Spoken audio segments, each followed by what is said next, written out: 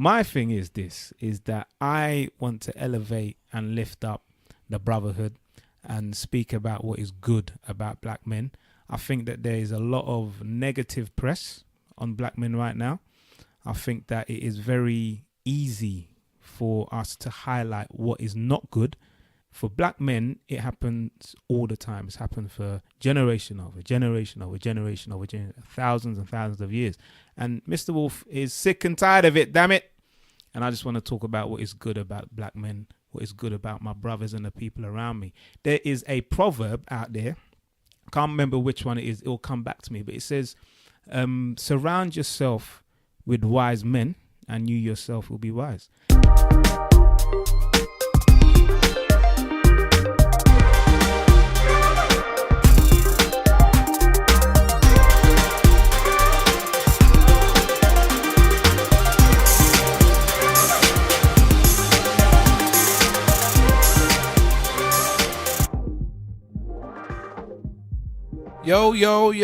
Yo, ladies and gentlemen, boys and girls, cats and dogs, rodents, and other small insects.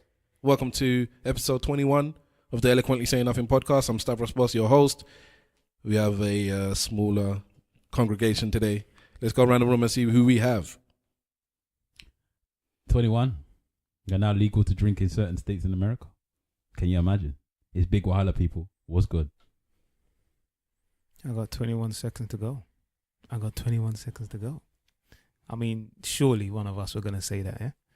I don't know. Well, this is Mr. Wolf in the building. 1, 2, 1, 2. 21. And I'm clarting it off.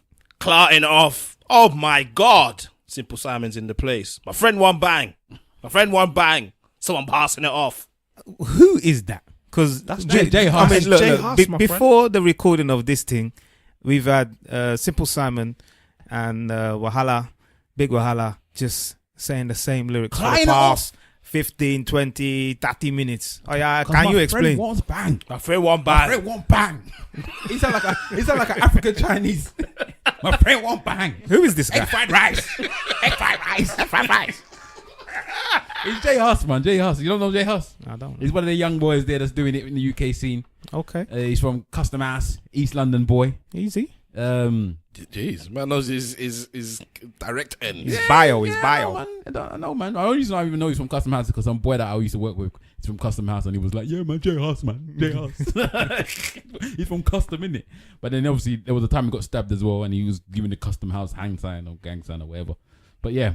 So he's new on the scene. I mean, on Stormzy's album, which I know you've heard. Yes. He's the one that sings the Bad Boy. Okay.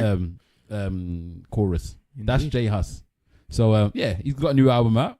Me and Simple's feeling a couple of the tracks on that album. Feeling it. But Simple is in particular is enjoying the clarting it off. Oh my God. So Stormzy elevated him a little bit. I don't know about that. Jay Huss has been there for a run. He's not that new. You're gonna like his new. He's newish. It's his first album, isn't it? His first album. Yeah. He's the one that said I got no Fanta with no highs. Yeah, that was the one. That was part of the one that banged for him. I don't want to get friendly with her. Okay. That's Jay Huss. So you may, the thing with Jay Huss is that you might hear him one time he sounds one way, you hear him another time he sounds another. He's mad. You were saying that his album has got various genres and different sounds on there. It's like Afro beats, hip hop, grime. You could say a bit of bashy, bit of bashy, a little bit, yeah. You'll see Niger, Jamu. I think he's from Congolese. I think he's from Congo. I thought it was Gambia, them sides. Well, Gambia, one of them anyway. He's not the usual Nigerian Ghanaian though, but he does have a song. The usual, you know.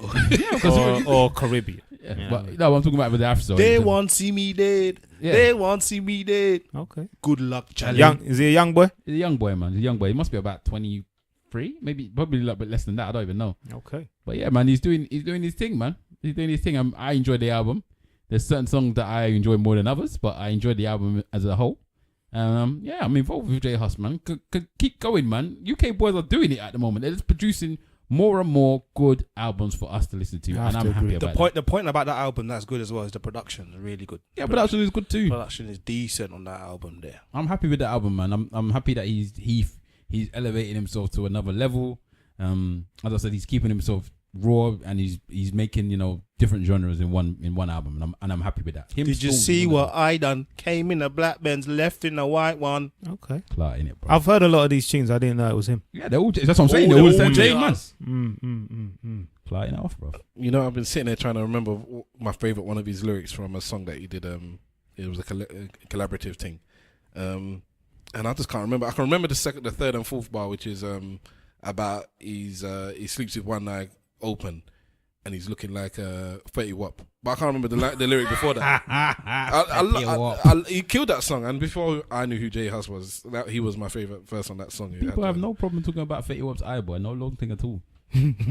What has he got lopsided? He's got one eye in it. I'll see. You don't know about Fetty Wap? It's not a lazy eye. Fetty Wap. Fetty Wap's got one eye, boy. If you cover that shit, you ain't seeing the damn thing. It's not like that girl that sang Dreams Can Come True. Gabrielle. No, Gabrielle's got a wonky eye in it. I don't know if she could see out the other eye or not. She can see. Gabrielle had no bottom though, innit? I don't remember her body at all. That dream didn't come true then. Oh, she had no bottom, unfortunately. Let's get into it. Let's get into this podcast. All right, I'm going to let one of you guys... we'll come back to it, but Mr. Wolf has something that he wants to touch on from last week. Really? Yes, we're going to speak about that now. No, let's continue what we were talking about just before we started. But I just want to make sure that we know that you're definitely going to talk about that. All right. Yes, because you want to defend the brotherhood.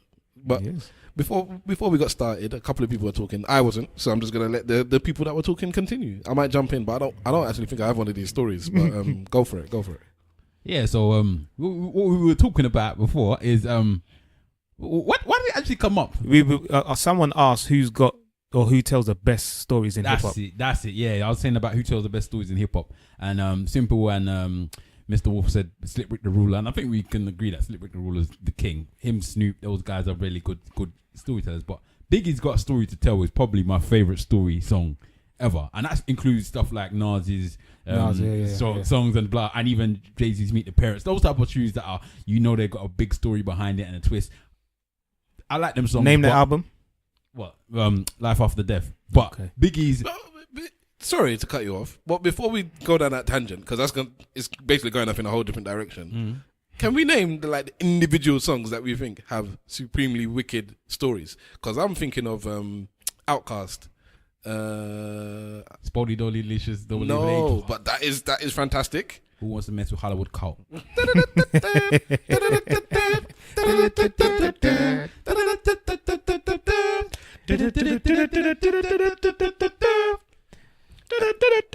And as we're singing, I forgot. I forgot as well. Web singer. I was just thinking, hold on. Exactly, we're singing, and hold on, who's meant to be singing? Webbs, man. Yeah, Webbs is not here. He can't make it. So yeah, big up yourself. Listen, at least Jermaine. At least he got a large up at the beginning. Mr. Wolf. I was absent, Mr. Wolf, and I forgot Web Slinger too. I got a large up at the end, and only by Simple Simon. Yeah, lucky that you got that. Thank you. Under the Dog. That wasn't the Outkast song that I was thinking of. It's the one where Andre 3000 was speaking. Well, and Slick Rick was actually on the song.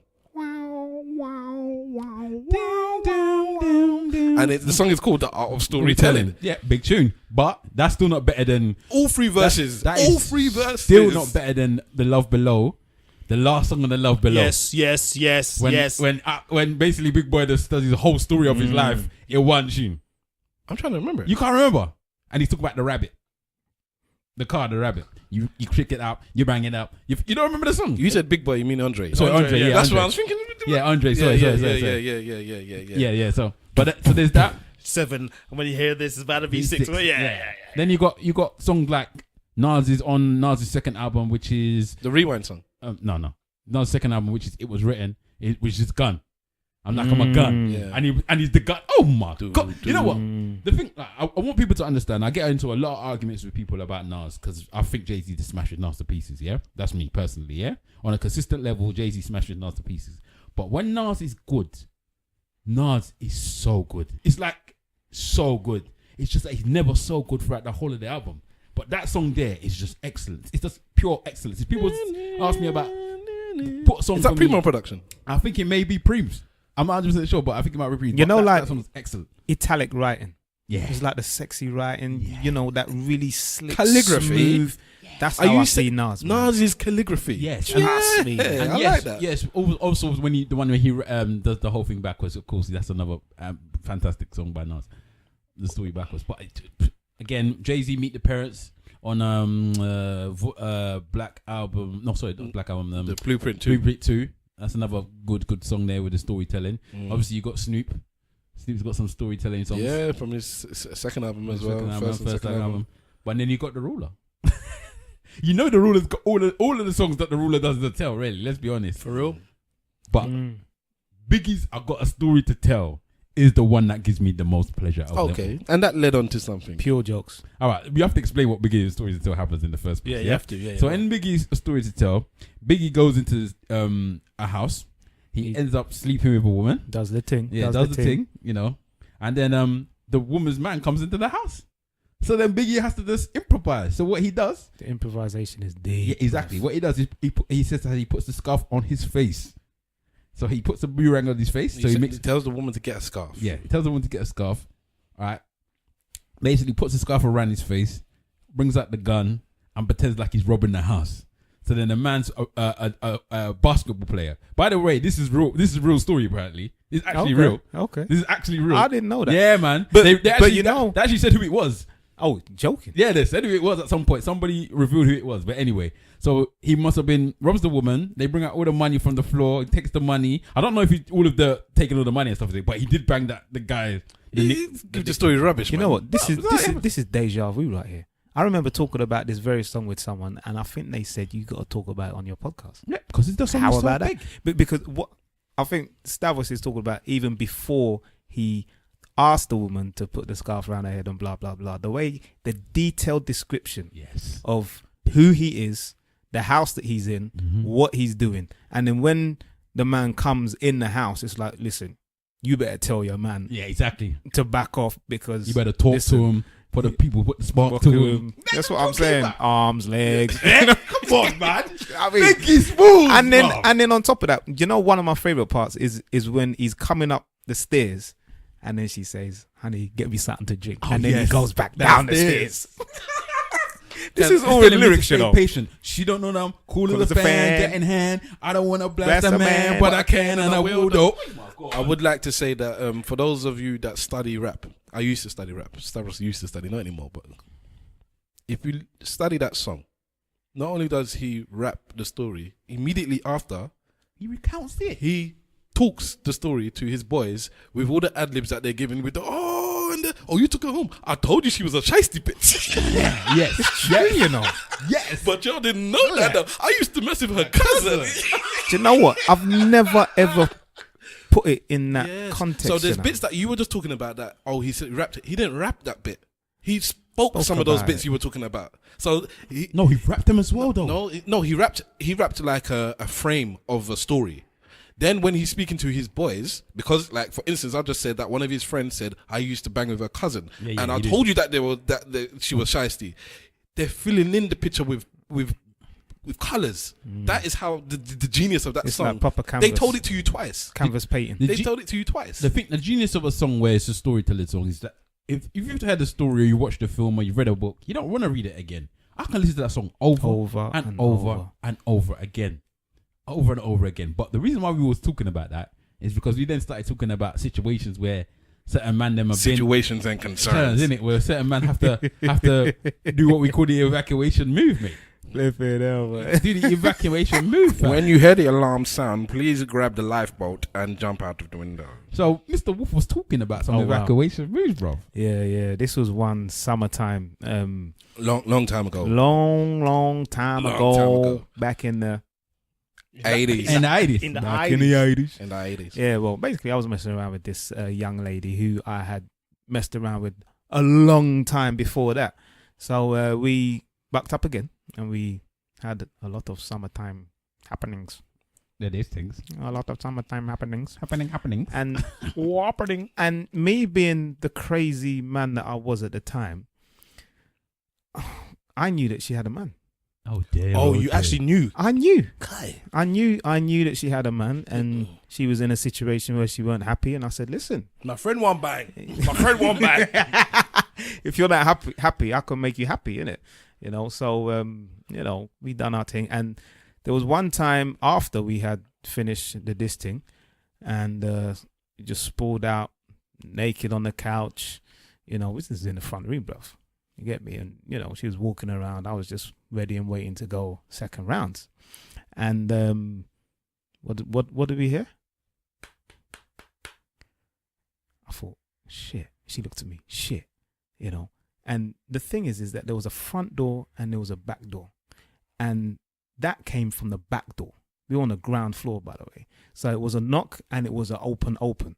That back door is normally always open. And just by chance, that day, it was locked. So I thought, fuck. She looked at me and she said, it's my mum.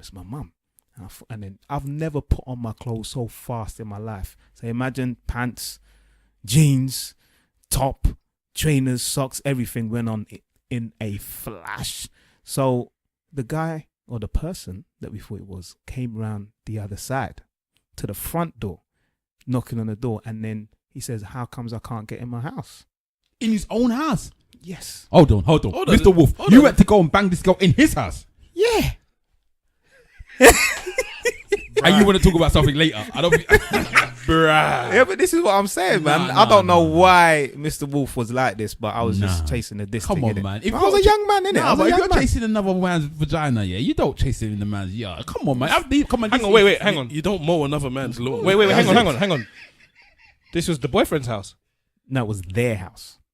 Hold on. So it got to a point now where they scheduled off. Like it was their house. You know what, Mr. Wolf? Hang on, wait. When you say their house, you mean the girl and the boyfriend? Yes.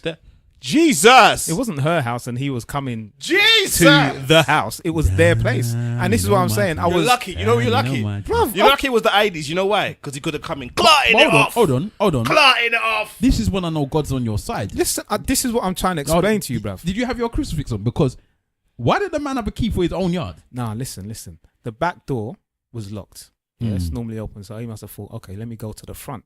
Yeah. So obviously you come to your front door, you try to open it, you can't open it. And then that's when we realized that it was her man and not her mum, as she had initially thought. So she goes to him, I've locked the door, and I can't find the key. I don't know what kind of excuse. It was a funny excuse that made him go back round the other side. She said, go round the back and I'll let you in round the back. When you went round the back, she opened the door in the front and I splurted. But he must have smelled the sex in the air, though. This is what I'm trying to say. And that was the last time that me and her done a thing. But did you speak to her after? Yeah. And everything was cool? Yeah. I was even, we spoke recently. But you know what? And she's still with the man? Oh, no. They're happy and they're together. And oh, my God. And she's still talking to you. It's general chick. And to be honest, it doesn't matter. She's banged the man in the house. Come on. Like, please, now, we always talk about certain things where men are disgusting and blah, blah, blah, and all of this stuff. There are some disgusting girls out there, because that's deep, Listen, to sleep with a man is a deep thing. To sleep with a man in the same house that you and your man staying in the same house, that's just taking it to the next level. Yeah, I don't. Not even a hotel. Do you know what? thing. In hindsight, looking back, I cannot believe what I done. Can we get a bit personal? Go ahead, bro. Did you wear the condom? Of course, man. I don't mess around with that, mate. So where did you leave it? Boy. If you saw his face, he properly didn't remember. I'm assuming that she kind of cleaned up, mate. Oh my God. She must have. Days. Do you know what's going to be raw? Do you know what? If she's a smart woman, when he comes in the house, she should just get on her knees and start sucking Nick straight away. Like, just to take away any thoughts of anything that might have come through the head. No, but that would make you more suspicious. Man. Especially if it's not something she does normally. No, but if he wasn't around, maybe I'm assuming that he was away and she thought he was going to be back for some time. Yeah, he was at work, innit? Yeah, so she's like, you know what? He was at work. He was out there earning bread. Yeah. No! Come back early. He was coming to provide. He wanted to make sure that she had better than Tesco value bread. Yeah. And she was So she can shop in dealing with Waitrose. the under the dog. So she can shop in Waitrose. Oh my days. You know what? You're a disgusting human being. I don't even want to sit near you you. are. Early Yeah. 20s, man. No, you're. I'm close to my 40s, bro. Yeah, you're a whore. Yeah, but they're still together. And Are ain't they you married? happy about that? Are they married? Yes. No, I'm not happy about that. I think Why? she should be left. No, they got a family, man. They're happy. I'm glad they're still together. And them children like you. Oh my days. My friend won't bang. My friend won't bang. Well, I never even thought about that, man. When the baby come out, just looking at it with one eye, like You know, just so like. just licking, I'm the pappy. just licking lips. Do you reckon that she cheated on him and gave him with somebody else? I don't think so. So it was. You think it's only your charm that could do it? Was he mistreating her though? He said that they weren't good at that point. Yeah, but was he mistreating her? That's a better question, Bruv, isn't it? I didn't care. Wow. Yeah, you're young. All you want is the ting, innit? Man, that's the best. Yeah, that's what I'm saying. At that age, listen, when you're that young and you're that age as a man, you are so potent, and all you want to do is burst the ting. You get me? Boy, I don't know, man. I don't know. I'm looking at you a bit different, Mr. Wolf. But yeah, it was yesteryear, man. Yeah, but I know that, mans do certain things, but with the man's yard. Anyways, It was so yesteryear. It was other yesteryear. other people had stories. Obviously not as mad as that one. Yeah. You should have saved your one to last. Probably. Yeah, probably, because ain't no story backing up to that, boy. So has anyone else had any getaway stories? Well, I haven't had a getaway story, but I had almost I almost got catch story type thing. Yeah, I want to hear this. But yeah, so this is a long time ago. So this is like one of my first girlfriends, and we was young, so we didn't have our own place and all that stuff. So we was doing whatever we was doing in the parents' house, innit? I was in the front room, just like Mr. Wolf. I don't know why man's banging in the front room these things. But anyway, so whatever was happening, and this was during the day, right? So I've It's not done like daytime sex, you know. you know what? I'm a proper in the heat of the night, 2 a.m. type man. Okay. I feel sorry for my missus because she'll be sleeping and I'll just tap her on the bum. I'll be tapping on her bum like, oh yeah, it is time. It's that time. And the poor woman will have to wake up and she'll be okay, obviously, but she'll be like, I'm tired, man. Like, why did you wait until the 2 a.m. in the morning? I don't know. It's like I'm trouble in there, man. I like the trouble. It's like the name, everything is trouble. Even that has to be trouble. It can't just be a normal human being thing. But anyway, so whatever was happening. And then, so it was during the day. And then 2-2s now, we look up. And then 2-2s now. And then all we hear is someone squeaking on the window. And the window cleaner was at the window. Window cleaner. The window cleaner was at the window. We splurted because we was like you could see directly at us from the window. Why did you leave the window open? The window wasn't open. Yeah, the curtains are open, and that's what I mean. You save energy in it. It's like natural sunlight. Did anybody know the window cleaner's coming? Oh, you thought it was someone else?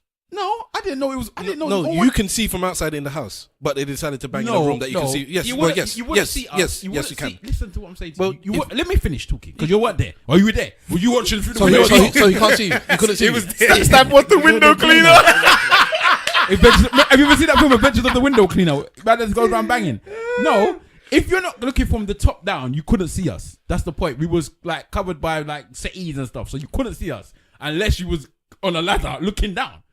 Which this man just so happened to be doing with his window cleaning. Who gets window cleaners to their yard anymore? Like, who knew this was happening? So that startled you, and you kind of. We ran, bro. You ran. I can think of another time. Where did you run to? Upstairs, innit? The corridor. We ran like pigeons. It's the Joker.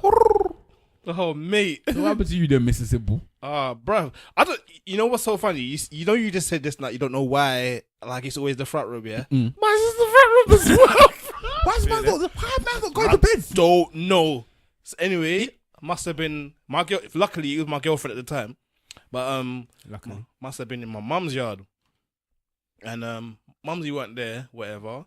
So this was one of them. What do you call that again? Spontaneous kind of things, because there was no plan for it. We were there waiting for my mum to come back. As a matter of fact, So you knew someone was coming back. we knew somebody was coming back. Disrespect. But it was one of them things where we're like, boy, it's taking long, isn't it? I was like, you know what, let's just wick one out quickly, innit? So started doing the sex now, and there was like a table in the front room, and the table just happened to be the exact right height for somebody to get bent over the table. Do you know what I mean? So I bent her over the table, and I swear to you, I don't know what happened. That was the best angle ever. Real talk. So I'm hanging out the back of that, and I'm doing for Queen and Country. And it was fantastic. I'm not gonna lie to you. It was actually fantastic. It was probably one of the best. So anyway, Hey, hallelujah. it's going. It's going. And then Tutu's, I hear the door click. And I'm like, uh-oh, kind of thing. Because in my mind, I'm like, damn, we've gone too long now. So anyway, the door busts. And it wasn't just my mum, innit? Oh, my days. Wow. So it was... God. It was my grandma Oh my God. and my godmother. Oh, wow. And the thing is, they came in first. My grandma and godmother came in first. My godmother kind of clocked that there was people in the front room because the door's got like, you know, that glass that you can't see through, but you can see that there's somebody in the room. So they could see that there was somebody in the room. For some strange reason, my godmother just didn't push the door. Like, she just clocked straight away. My grandma was totally oblivious to what was going on. This time now, the girl's going, oh my God. I'm going like, come on, man, you know my mum already. Like, you've met them. Yeah, but this is so bent over the table in the front room. No, she got clothes on by now. But she's like, Okay. this is embarrassing.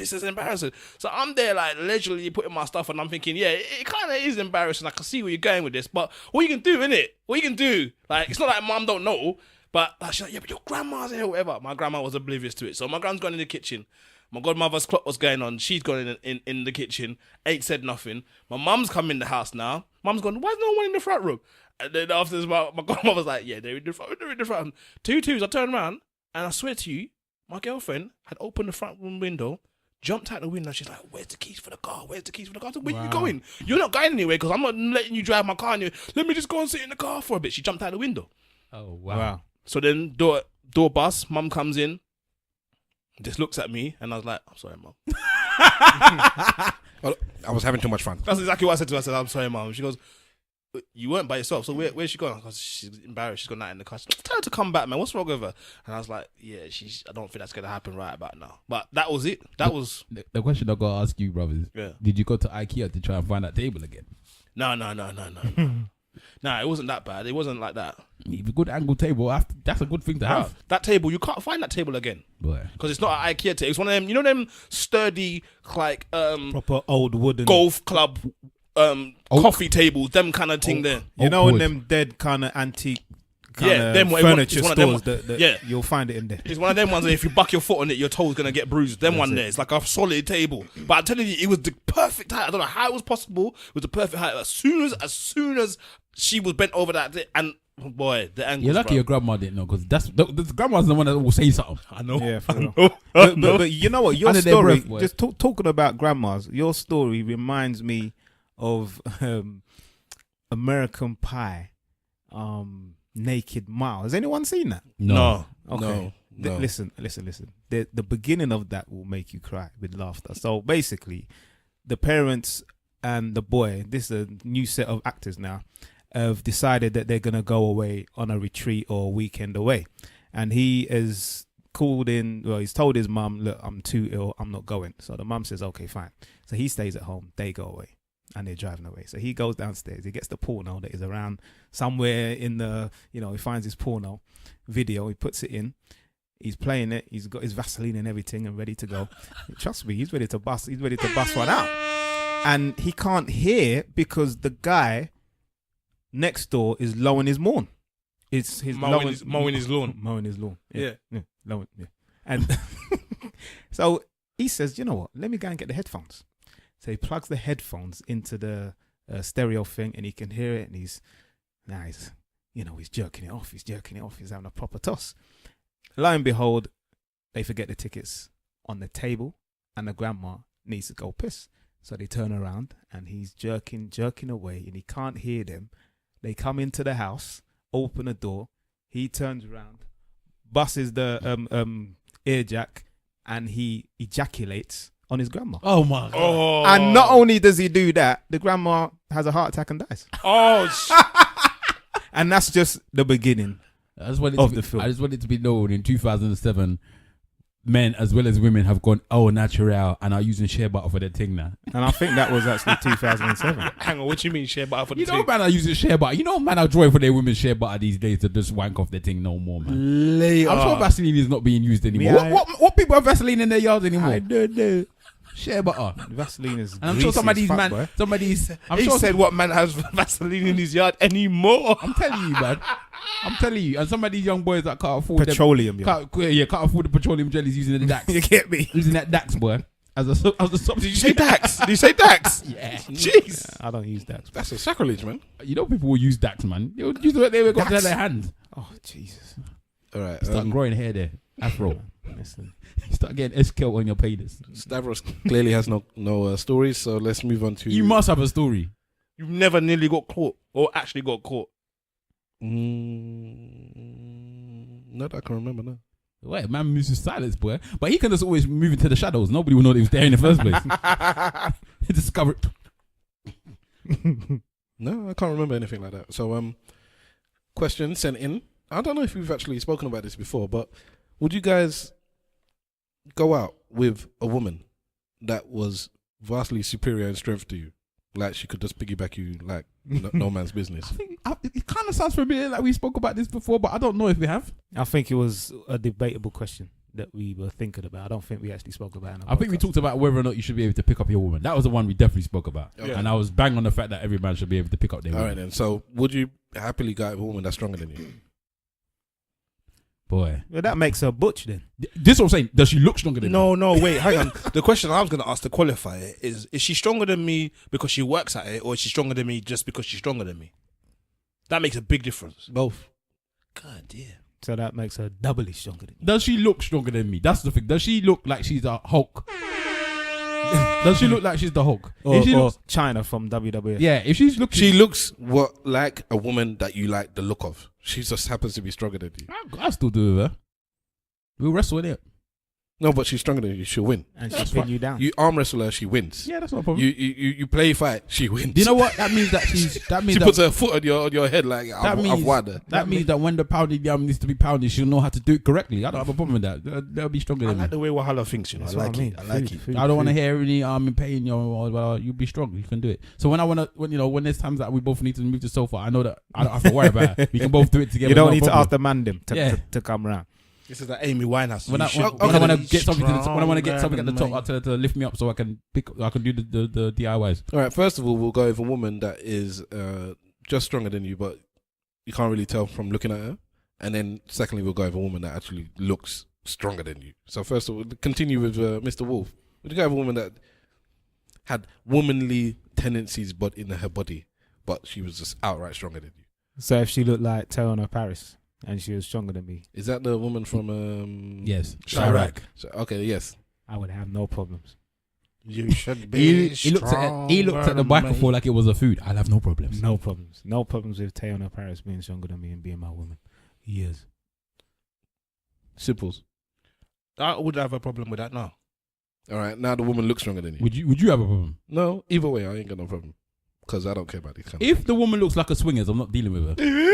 What's a swingers? Like someone that will swing man, like she will swing man, like she walks like a swingers. And she walks she's- clarting it up. Yeah, like she's a bricklayer. I'm not How about if she looked like one of them Olympic shot putters? Nah. You get me? My friend won't bang. Or discus throwers, you know what I mean? If she's big, like I'd rather go out with a big fat looking woman than a big butch. muscly looking woman. You should Why be. then? Okay, so How about that word that they use in the Irish? which is Mampy. No, Mampy's a fat woman though, isn't it? Yeah, That's meant to be a fat one. Mampy's Mampy's not- not fat, bruv. Yeah, it is. Yeah. Mampy is looking like a man. No, no. Mampy's fat. That's a Caribbean Maybe- word. maybe- Let the local Caribbean explain it. Yeah, Okay, it's simple. fat. It's fat. Mampy is fat. I thought Mampy was more butch. And No. I think it's like a big woman. like a slobbish kind of fat. Yeah. It's not even just Answers on No, the no, postcard. no. The slobbish fat is Swati. And I never heard that before in my life. good grief. But yeah, I'm not. Nah, man. If you're telling me that your pythons are all coming like Hulk Hogan and every time you wear your dress, it's rips off. No, I'm not involved. She come in the house, just rip off her clothes, just throw it to the floor that way. I'm not involved. Has she got an angry attitude with it as well, or is she just like No, docile attitude. so she's not testosterone filled? No, man. Just one time you saw it, like just thump a man because they were like you got into it with somebody. The man was taking you out, and she went, nah. No, That you know reminds what? me of You know an what? episode she of came- Seinfeld. She bruv. came and took the man out. No, you know Clotheslined him. You know what? Let's say one time you're having sex and she's on the knees giving you head, and then she decides that her knees are feeling bad, so she just lifts you up and gets up on her knees, CB4. lifts you up, lifts you up, CB4. and then just give you this head while she's got you in her arms. If anyone can remember the part in CB4 where the man is literally getting fucked by his woman. Chris Rock, you be Chris Rock, he's getting finished by his woman. That last image done me in, bro. All right, so you're saying no now as well. That last image done me in just because it's weird, man. No, I gotta lie to you, that's weird, man. It is weird. There's an episode of Seinfeld where he meets this woman. He goes on so many dates, innit? And this woman, when they go out on this particular date, they get a beer, and her hands are so manly. So her hands are so manly, and she literally opens the beer with her hands. And obviously, You only that see this starts- woman's hands in this episode. Yes, isn't it? yes. Yeah. That episode is packed. and then he's got some chestnuts, and she just crushes the chestnuts in it. You only see the hands with Yeah, this you only episode, see bro. that. Yeah, jokes. But the thing was Seinfeld's that she had legend. manly hands, Yeah, and yeah, yeah. he couldn't get over the fact she had She was nice, but manly hands. manly hands, madness. So you couldn't.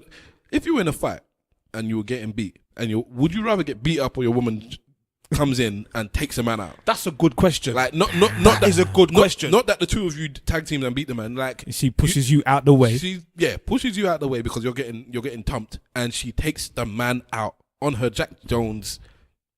What would you rather do? Bang, Get bang, the bang. beat down, or you wanted to join in? and take That's it a out? good question. You know why that's a good question? Because in principle, you got beat up twice. No, I don't. I want. You know what the problem would be is that I would prefer her to put her safety first rather than get involved in the fight. She ain't about that life. Yeah, but her beating up the man is not a problem for me. It's her. No, in fact, it is a problem because I don't want my woman fighting on the road. I don't. You know what? You know all of this new age stuff and blah blah blah. That people say I'm feminist. Blah blah blah. There's some old school stuff in me, and I don't want my woman. Like if my woman fights on the road, that's something for me that say I don't want to be with you anymore. I don't like the idea of my woman scrapping with anybody on the roadside, let alone man. How is that? The women might say the same thing about men. It's not necessarily. I didn't say I don't care. Yeah, It's but okay. there are some situations that just pop up where you have to defend yourself. Yeah. No. She ain't. Yeah, there's a difference. She ain't going there. Yeah, she ain't going out looking for fight. No, But there's, some- a, there's, a something difference. has happened. There's times when you defend You get yourself. me? She didn't take the bike chain. No, Like, I'm looking for beat. there's time when people defend themselves, and there's times when people are finding themselves into stupid situations, but when they could just walk off, and they don't walk off. They decide they want to fight. So this is a situation where You're talking she about has South to- London chicks. Yeah, shut up, man. where she has to defend herself and she has to defend you. No, she's Where not the having to person defend is- herself. Nobody's attacking her. No, hypothetically speaking, No, this is hypothetically speaking, nobody's attacking her. You're getting your ass beat. She Alright. can let your ass get beat. nah, man. Yeah, she nah. can. Why would- No, if- no, you know, not only would I let, That's like that not only would I part want to in- let my ass get beat, I wanted to then take care of me after as well. that's like that part in Superman, innit? Or Man of Steel, where his dad is kind of getting wrapped around in a hurricane and he's about to go and help him, and then he says, "No, son, you stay there." Remember that bit? Yeah. So basically, you're telling me that you're getting beat. You know, your woman is like an MMA fighter, innit? And she can come in and you'll say no No. with that look, and you're getting thump in your face. No, let her. I'd rather her safety than anything else. So Yeah, but just stay away. she is going to be safe because she can block man up. Yeah, but I don't know that. I don't know if she now gets involved, somebody bottles her in the back of her head. I don't know that. So what I say is always, and I've said this to my woman, and I'll say it to anybody if they can, when your man's fighting, just go away. Because the one thing you don't want your man to do is to worry about you being there. Just go away, you know. Go away. So what if there's two of them, they're fighting Go. you? And Go. So what Because- if then one of them decides to follow her? No, man. When I say go, I mean go That's somewhere true. to safety. That's Innit? true. If there's two of them following her, then obviously you chase the other. I'm saying that if she's there, and all I'm going to be worrying about is the fact that you're there. Or just don't get involved in it, if that makes sense. Don't get involved in any way, shape or form, because I don't need to be worrying about you. I think it all makes sense what you're saying, but when you're actually in the heart of the fire and you're in battle, sometimes emotion takes over and you just think that I need to help. You But understand? women always make things worse in that type of situations. You know that. Yeah, but you're James Bond, didn't it? So I'm not James Bond. You know how many times, like, have you ever been stopped to the police with a woman? no. You Never. With Trust a woman, me. no. It's a different- I've always been solo. There's a No. It's been a couple of times, but when it has happened, hasn't been nothing. Boy, when it happens with me, the mat starts. They always get you. There was one time I got stopped with the police, and I was with someone, and it was a policeman and a policewoman, and it was me, and I was with somebody in the car. Blah blah blah. All right, one of my exes, whatever. Yeah. So we got stopped. Me and the policeman were having a conversation. Right, I already knew that one of my tires was not correct, so I was trying to get out of there as soon as possible and make sure this man doesn't see that. And the other policeman just basically was doing what he normally does, the normal checks. And it was kind of going to be okay between me and the man. Look beside us now, the two women are fighting with each other. Now, who's going to get stripped? Not her, it's me. Why are you stopping us? It's like, They would shift her, bro. they will shift me Why? because it's my car. And I'm driving. And I've got something that they can shift me for. They can't shift her for arguing. Listen, the police can shift you for anything, boy. They don't. It would have been me face down on the floor. All right, Mr. Wolf and Simple Simon, you're getting your ass beat, handed to you. Would you rather your woman comes in and defends your honor? The only way that I'm going to be all right with my woman coming to defend that, Simple Simon here, is if she just came and just leng man in the gunshot. That's the only way. Can you say that in English, please? If she just came and shot the guy.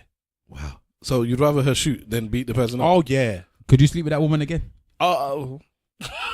Could you? Uh-oh. You just know you have to be very careful. Yeah, man. Exactly. But I would prefer that. Like, if I'm in the But, scraps. oh, no. Simple Simon. No, serious. If I'm in scraps. It's not serious. You wouldn't prefer your woman shoot somebody, Yes. then fight them. Yes. She's going to jail, bro. I kind of And understand. she's staying in jail. No, because you can say self-defense. Exactly. She can get off. Exactly. Yeah, but with a weapon like that, why are you carrying a weapon like that? We're in the United States of America. We can carry any weapons we want. There it is. Yeah, I prefer that. I prefer her to sking him. Okay. Now answer the question I asked you. No, if it's a fight thing, then no, I'd rather not. You'd rather just get beat up. I'd rather get beat up. Yeah, why not? I don't know why I've got this image in my head of the woman being an MMA fighter and being really good at what she does when it comes to fighting. If she's good and I've seen her deck man and beat man, then I don't think I would have that much of a problem. He's a lazy bastard. You probably sit there watching her fight, you know. But here's a caveat. Here's a caveat though. If she's a professional fighter, like where like Wolf is saying, and let's say I'm a professional fighter as well, and I'm getting beat, and then she comes in, that's very different. But if we're just like civilians like this, no, I'm not having it. Even if she's a professional fighter, I don't want my woman to put herself. I in don't any want her to danger. put her in there in herself in danger. But if she did, I would have more confidence in the situation than not. What about you, Stav? I'm 50-50 on it. I'm 50-50 on it. It would have to be on a case-to-case situation. I'm like you, Wahala, where I don't want my woman involving herself when I have any issues. I've always told her, if I get into any kind of beef, don't involve yourself.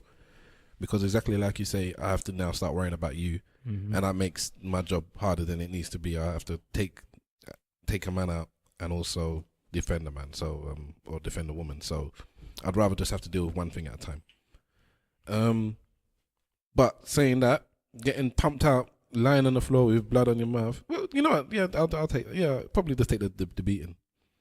Probably just take the beating because What makes you feel But less? the- but- What will but- make you feel but- less but of a man? the thing is, it's just that's why it's not about being less of a man because What will make you feel less if- of a man? I said. all right, and not for me, it's not necessarily. Especially if I'm defending my woman's honor and I got beat up, it might be embarrassing that you got beat up, but at least you went to defend her honor. So you can at least say that because there's people where somebody can do something to your missus or to the girl that you're with, and you just hold your mouth.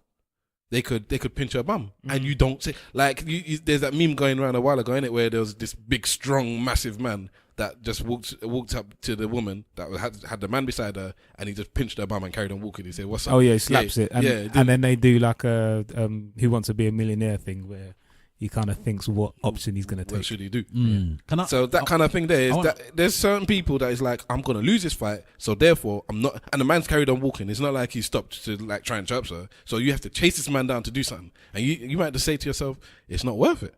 Whereas me, it's like that man is gonna get one drop kick in his back, and I'm gonna have to lose this fight. But that's defending your honor. I wouldn't feel no shame with that losing that fight. At least I took that fight because if I didn't do nothing, then that's where I feel ashamed. Okay, let's a question on this then. So let's say that you're in that situation where, I don't know, one man has, I don't know, barged into a woman or something touched her inappropriately, barged it. Let's say, in fact, I'm trying to think of something that's not too dramatic. Okay, maybe that he's barged her. That's it. So he's getting on the These things the happen in train. nightclubs as well. Yeah, he's getting on the train or something, Cinemas and and he's stuff. barged your woman to get on the train, right? And then she says, "What have you just done? Why are you barging me for?" Blah, blah, blah. She kicks off, yeah, and then she says, "Stav, do something about it." I've heard of these. kind of scenarios Would you be where happy with it- your woman putting you forward for that beef, or is it a case No that way. you should be No, putting yourself it's, forward? no, for the it's not her job. What I do in that situation is I'd have to back it because it started now, unfortunately. But And then you'll tell her off afterwards. yes, she's getting told off afterwards. That if you're in that type of situation and I haven't seen it. If I've seen it, then let me deal with it. But if I haven't even seen it, then you pull me to the side and you say, "This dude," and that's if you have to take into account then that you're saying I want beef. And I don't really want a woman that would actually take me to the side and say, "Listen, this man kind of like bumped me. It's something that I could let go, but I'm not going to let it go. I want you to go to that man and say something to his face." I don't want a woman that even wants that kind of situation in her life. I go out my way to choose a woman that is a bit more of a pacifist than that, because then that's just drama in your life that you don't need. That the type of woman that wants that likes drama. That's that Mary J. Blige. Okay, but there's been situations. You're bad, man, on so many levels. There's been situations that I've come across where women have been assaulted on the train by some real horrible men. You know, like touching them up and feeding them up and such on crowded underground trains. So you know, a lot of the time they don't think that anybody's around the woman, that they think that the woman is by themselves. So in the event that you're with your woman in a crowded train, she just happens to be on one side of the doors and you're on the other side of the doors because that's the way how you've been pushed in the train, and then a man is kind of rubbing up on her and groping her or whatever, and then that situation arises. That's completely different. It's one thing for a man to bump my woman as he's walking on. He's just being, you know, slightly disrespectful. Be what men are like. Yeah, nowadays so she anyway. hasn't made it known until she comes over to you and says, "Listen, that guy did this." That's different, man. That's sexual. You know what? assault, I'd almost rather that's a situation where I would prefer that she actually said something to the man. But because if I'm on another side of the train, I'm hoping that society would at least back it and not allow a man to be grabbing the president in it. So Grabbing in the pussy. Not just allow a man just to be touching you on a thing, and for her to say loudly in the train, "You're assaulting me, like get your hands off me," and then It's so common, apparently, this rubbing. yeah, of the dick it is. against It's the very, bottom. apparently For it's very someone common. who works on the underground, trust me, it is. It's very But common. I think sometimes it might be accidental. I don't think all the time it's probably on purpose. That maybe not the rubbing of the penis, but like the touching stuff. I'm not even going to give any benefit of the doubt. Like, of my female friend collective, like I can't remember what happened. That there was a reason that we were having the discussion about it, and us guys were having a discussion about it. And I thought, let me ask people that have really been through it. And I put the question to a whole bunch of people, and the amount of women that came back saying, "Oh my God, it's so common." Yeah, they were going back talking about when they were 15, when they were young, what have you, like. And I'm just like, raw, like. and I'm Yeah, the talking- rubbing on the penis thing is like a big thing, but there's times when, like, if you're on the train and somebody bumps into you and your hand touches them, like that can happen. By accident. But the rubbing of the penis thing, I don't know how people are just rubbing up penises against women. Look, and it's because- hands as well. Do you travel during peak time on the Yeah. tube? Well, this sardines business. Yeah, but you just That's slow they- wine. Some Slow people wine. will position Slow it. wine. They'll go Fast wine. they'll find a woman Fast that wine. they like the look of, I guess, Clown. and they'll position themselves to where their front is towards, touching her in some way. Do you get from think that there are some women who like that? There's bound to be a very small percentile, but I don't want to talk about that. I'm just wondering. wondering. You're actually asking, do you think some women like to be assaulted? That's what you're That's asking. what you're asking. No, I'm not asking. Do some? No, women what like you it? not That's mean? exactly what you That's, asked. that's, That's not what. that's not what you mean to ask, but that's what you're inferring. No, a woman will feel assaulted if it's something that she definitely doesn't want to happen. But Do you you haven't understand? asked. Okay, so this is the thing. Look, Stavros will say this: if there's a woman on a train and the dude that walks in is fantastic looking to that woman, and he happens to do this thing, and she likes it, then as much as I kind of agree with what Mr. Wolf is saying, And I agree with what Simple Simon saying. It's going to be a very small percent out, like 0.000001% of the time that it's happened, where where the woman has got off the train and looked back with a smile on her face, perhaps, but it's happened. But she has to give him green light. The green light is that she knew it was happening and she didn't stop it. And no, all right, there doesn't have to be a green light. No, I don't know about that one. No, you're right. Let me rephrase that. The green light is that she liked it. Whether she doesn't actually have to tell him, because he shouldn't do it anyways. It's not his. How about she's rubbing? She's kind of. Well, that's a green light. That's a green light.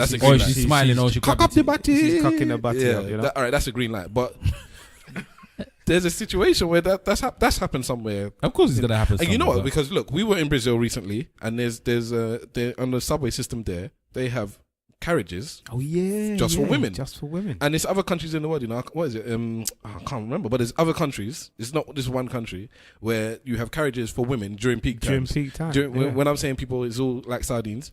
Only women are in these carriages, and it's popping up in more and more places. The women in Brazil. You can imagine why, innit? God damn.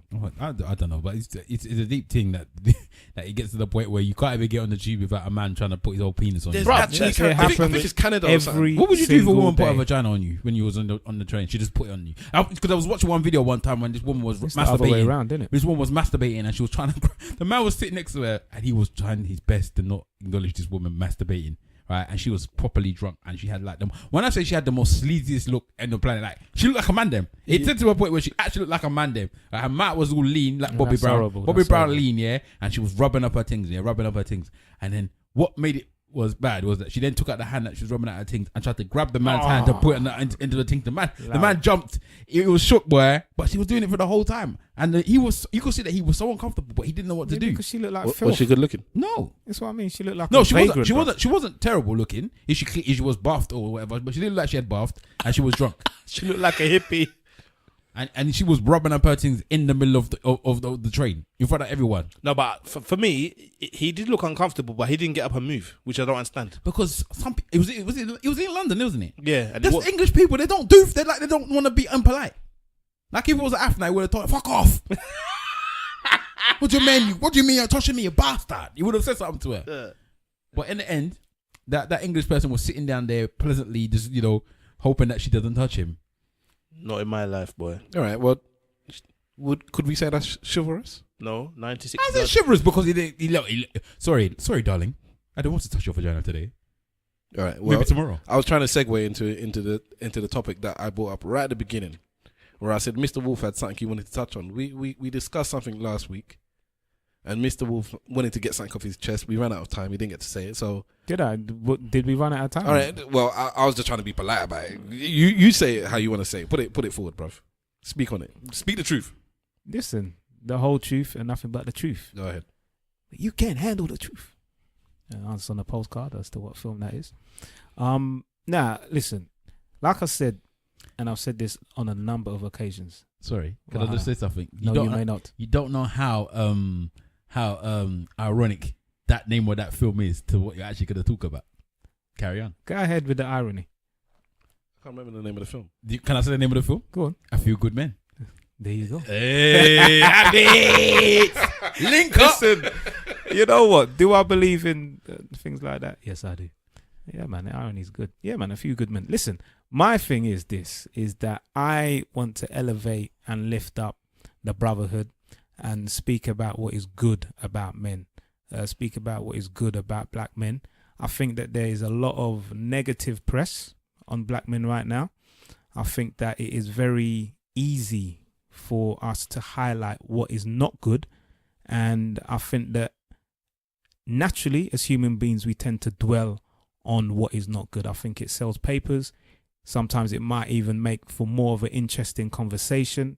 I think that more controversy is built when people highlight on the negatives. And for black men, it happens all the time. It's happened for generation over generation, thousands and thousands of years.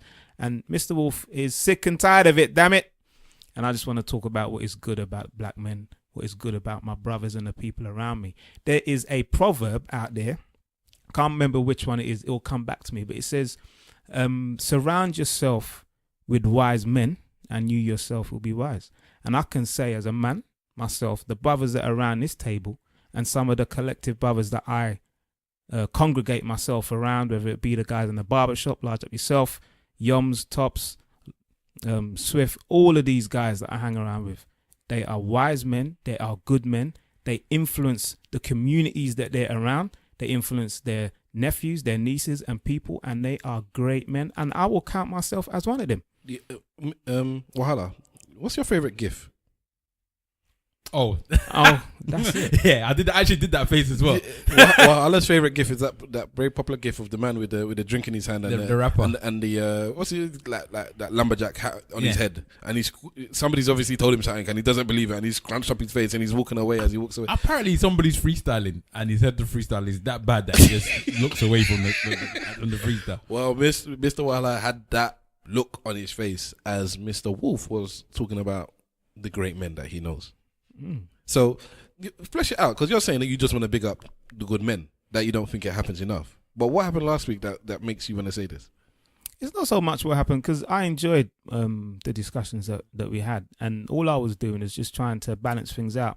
My mum said to me one time when I was young, and it resonates even up to today, is that you could do 1,000 good things and great things, but people will only remember the one thing that you've done wrong. And no man, no woman out there is perfect. People are always going to make mistakes. People are going to go through life and do things that are not good, whether that be stealing, cheating, whether it be doing certain things that are not morally correct even. And some of these things build character, and some of them can elevate you to a better place and make you a better person. So where none of us on this table are perfect, I still think that you're very good men and even great men. I'm close to perfect though. Close. I'm very close. Mr. Wolf, Go ahead, man. you meet a woman that you're interested in, you like, and then you find out she's done something that you're not happy with. Is this all, yeah, well, everybody makes mistakes, it's cool, let's just move on? It depends on the severity. I mean, if she has in the past been a serial murderer or something like that, then I'm not sure that I could live with that. But What about if she did prostitution? She did prostitution for a semester so she could pay for school. prostitution, that's One deep. semester. I think that people can deal with things that are differently. I think Asked about you. Asked about you. Yeah, but why was there degrees of separation there? maybe I wouldn't be able to deal with that, but I'm sure that she would be able to find somebody that would. Of course, all there's right, prostitutes that's got men now. Okay, all right. Sorry to sidetrack it. And there's a lot of hoes out there that are married. All right, sorry to sidetrack it. Yeah, but Hello? they're undercover. They get married real fast. Real fast. All right, so Mr. Wolf is not happy with the negative slaughter that men are getting. Generally, Black not relating to last week. Is it black men in particular or just men in general? I'll say black men. Without a shadow. Let's look at this Channel 5 thing that's been going on around now. This gangland thing. The actual main figure in that program, or one of the main figures in that program, the reason why he went on that show is to highlight what he did that was good after coming out of the gang. So they showed him, or they heard the story of him being in a gang, what he did, what that was bad, the negative influence that he had on the community. And they also filmed him as to what he's doing now, making films, short films, getting the community involved in the films and what have you. And they cut the whole of that off. None of it was put into this program. You understand? None of the positive part. None of the positive part. That's what I mean. Yeah. And that kind of sums up the way how black men are treated in the media.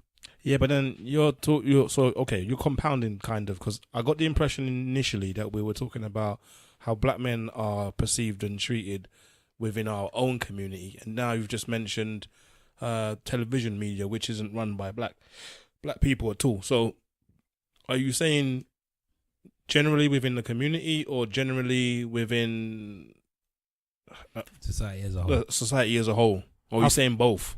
I'm saying that we can do better as a community, and I'm saying definitely in society, when you look at the social medias and things like that, I would say that it has more of a negative than a positive influence, or a negative look or than a positive influence. Okay, would you say it's fair that we can't really do anything about what the media, the wider media, has to say about the black narrative, so to speak?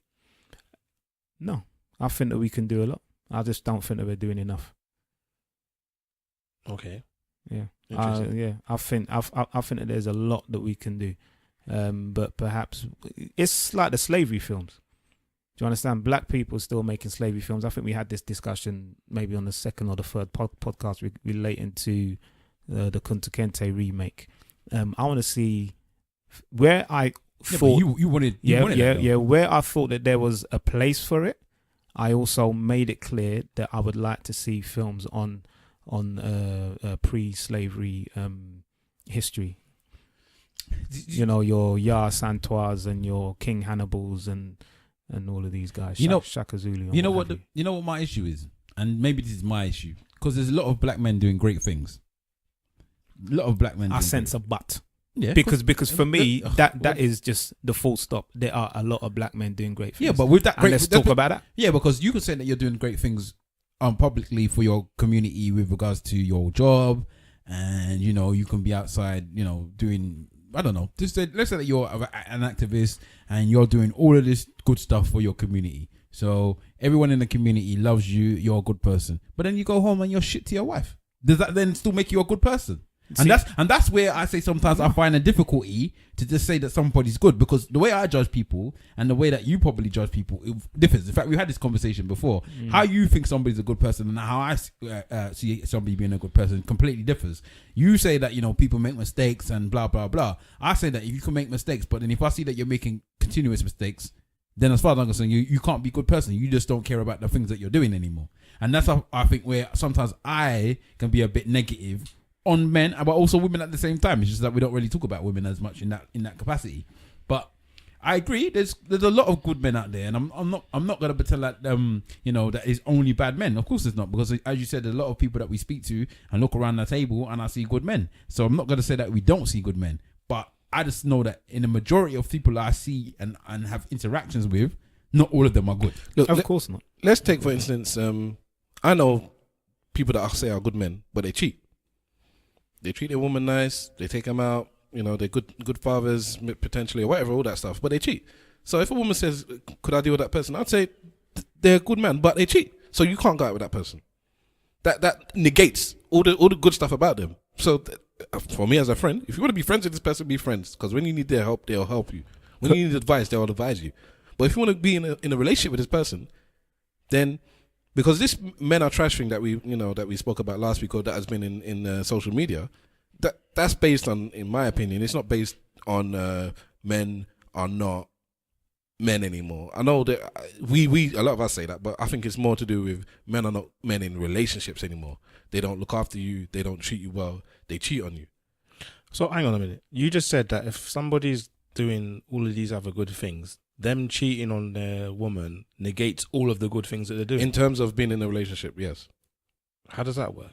How have you put so much precedence on? Well, okay, Sex. let's take Sex, basically. Okay, Martin Luther King. He's known to have had other women. Yeah. But obviously he did a lot of stuff for the for the community. Well, obviously. That's such an understatement. Yeah. By your own reckoning, he's no. cheating. I said in a relationship. So for his wife, he wasn't the best husband.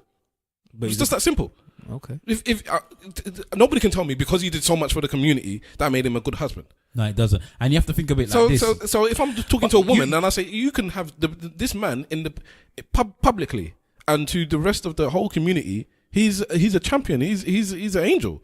But as you, when you're his wife, you know he's gonna come home from another woman's bed. If you can deal with that, then that's fine. If you feel, well, all this other stuff I have to deal with, and you might have a very strong woman that says, I do not want to bring you down in the public, because what you do for the public and for our people is so important that even though you treat me poorly, personally you treat me poorly, I can't leave you, or I can't wash our dirty laundry in the public, because then the man is going to use that to bring down everything you do. So me, I'm going to be strong enough to say, I just have to deal with this. That is one hell of a woman. You know that some men are actually better husbands for doing sex with other women. Yeah, but can I say something to you? Listen to Real me. talk. Can I say That something to you? Simple. Is a separate podcast. That's a weak man. Can I say something to Real you? talk. Weak. Go on. You've done this before. We've had this discussion before, and you said, "What's the importance of this sex?" You said it before previously, and you said it again today. Me? That's no.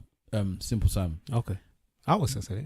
Okay, you can say it as well. I don't care which one of you have said it, but basically, that's your opinion. If in the relationship, this man takes out the dustbins every Tuesday, you know I hate that one, so that's a good man thing for me. And he looks after his child. The child's always fed. The wife's always fed. Blah blah blah. And she just thinks to herself, you know what? That is nice. But what I want, because what's important to her, is a man that doesn't sleep with another woman. That's her importance. Your importance doesn't matter. It's her importance and what she thinks is important to her to make that person a good person that matters to her. So if she's saying all of that is all well and good, and I acknowledge it and I'm happy that you do it, but the thing that makes me feel that you're a good man is that you don't sleep with another woman, you can't just say, well, it's just sex. Because that's for her, that's important. Listen, No, okay, there's there's a better way of saying it. Is it just sex if the roles are reversed? If she treats you, she cooks for you, she treats you nice, she bangs you well, she's good with your family, she's good with your friends, she's a good mother, but she just happens to have sex once in a while with somebody else. You know my opinion on that already. Which is what? I don't know your opinion. I'm not fussed about that shit. Caramba.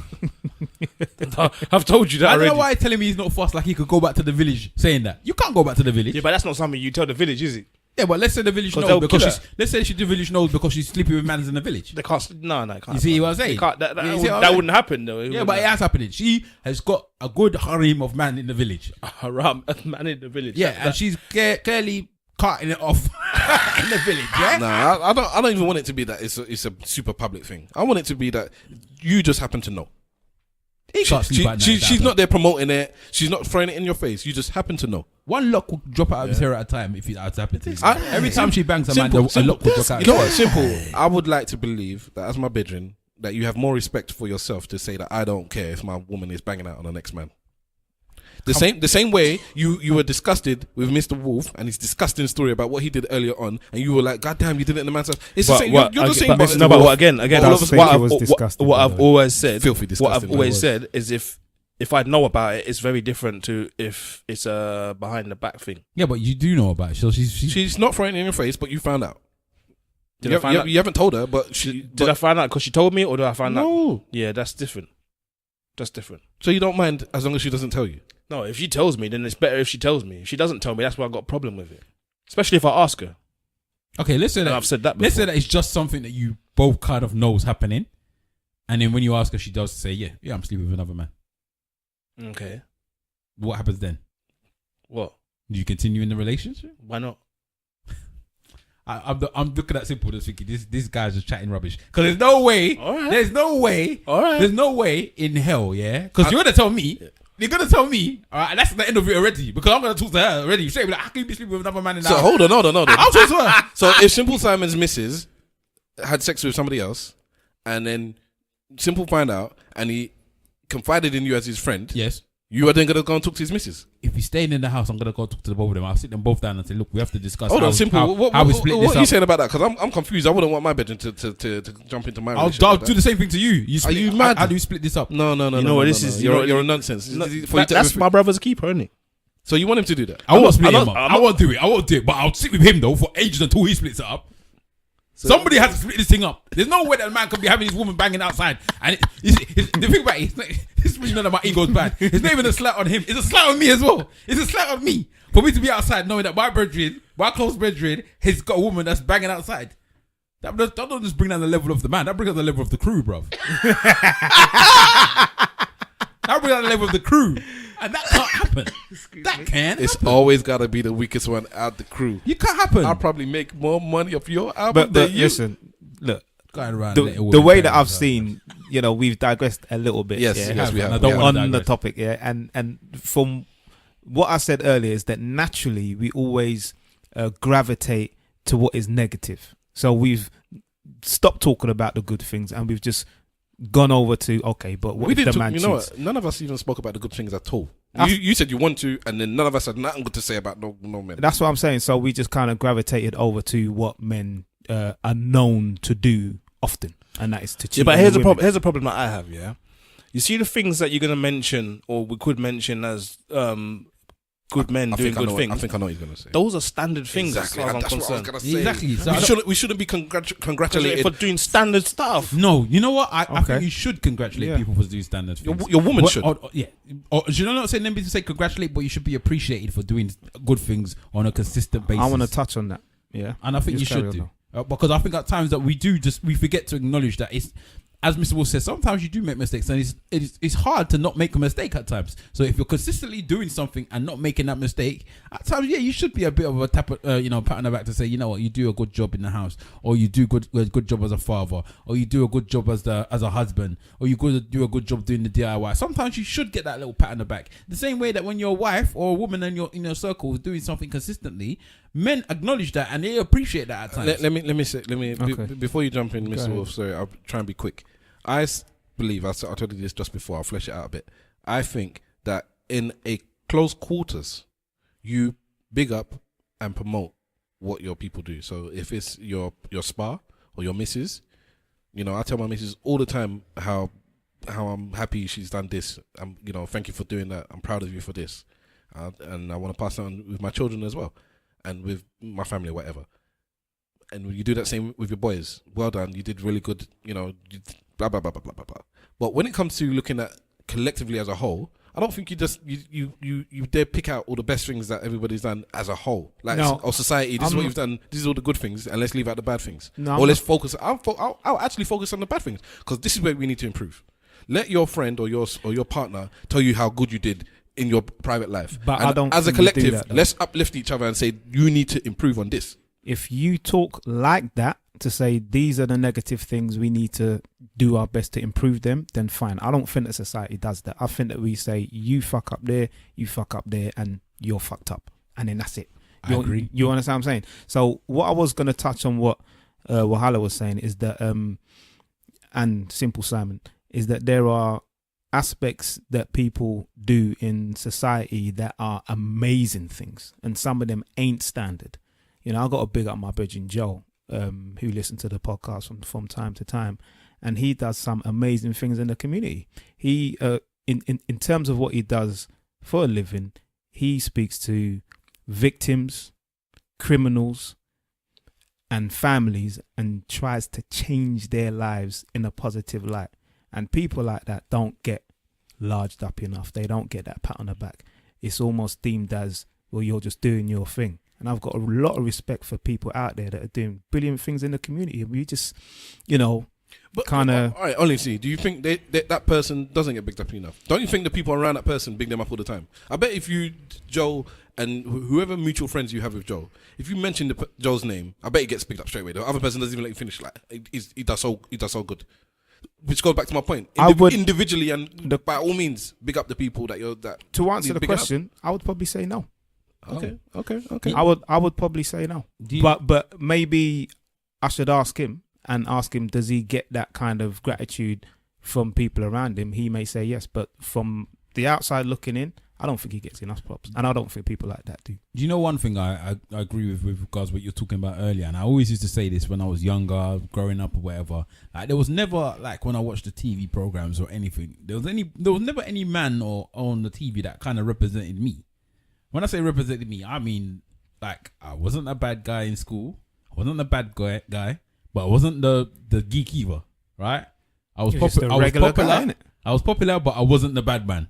Like, I wasn't the guy that everybody wanted to sleep with or whatever. I was just a popular guy that was cool. But I was smart, right? Then I went to college and I was still smart and I was still popular. And then I went to university and I got my degree and blah, blah, blah. Which is a normal day-to-day thing that people do with their lives. I'm not saying I'm special. I'm saying that I am normal. Like, a lot of people do what I do. But you never see that in films. And if you do see it in films, it's like a bit part in another film where there's the main character's still the gunman or the criminal or whatever, and there's one guy that's smart and he ends up getting shot in the end. Do you understand what I'm saying? It's like, why can't you never have that story? I know it may be a boring story. That's why It may not be a boring But there's story. lots of things, people that have gone through a lot of things that it doesn't have to be boring. Would you consider your life to be boring from the point up to now? No. Okay, There you go. the bits that ain't boring though, Yeah, what? are they the regular things? For me, it's still regular things that regular people do. That's what I'm saying. I'm doing that same Stories- face now of that dude with the cup. The stories won't be out there. Simple Simon. What? You were gonna say? No, I was gonna say that the reason why you don't see those kind of characters in films and stuff is because the way they do character development, the way you write a character, requires the character to have some elements that allows an audience to either want to side with him or to want to be against him. I agree. The person you've described is somebody who is, I don't want to say neither here nor there, but they do not evoke emotion in enough directions for you to have that as a character and have that as a main lead role character. You say that, but there's things that you can do. If you've got good writing, then of course you can. If you do stuff like where, let's go for our exams now. Like, even with my one, okay, let's say my life. It happens that when I was doing my A-levels, my brother died right in the middle of my A-levels, right? That in itself could be like somebody be like, oh, I hope he passes, blah, blah, blah. You know what I'm saying? There's different ways of writing things. And some people relating to that story it doesn't as well. necessarily have to be that it has He's to be a good guy or exciting bad guy. blah, blah, blah. It could be things in there that makes you be engaged. Enough for you to say to yourself, you know what? I identify with that dude. That was me, man.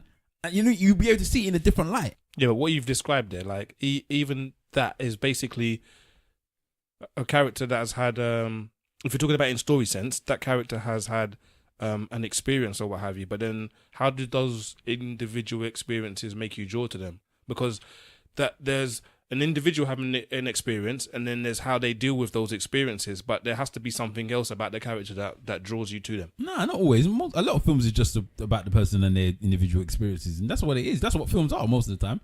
Can we just agree that we've already gone off the point that clearly we can't just big up men because we just keep talking about other things. No, but this was about bigging up men. I'm just saying that, you know, in a case that it would be nice to see the positive image of men, or not it doesn't even have to be positive, but just normal images of black men. Okay, then Blackish. Okay, yeah, that's a good example. I think there are some out there, just nowhere near enough. And then when a black man does do something good, maybe for, let's take this American football player. What's his name? Colin Kaepernick or whatever. Kaepernick. Colin Kaepernick. Kaepernick. That's it. You know, I'm the only NFL viewer. Oh, yeah. Of course. What's a nonsense game?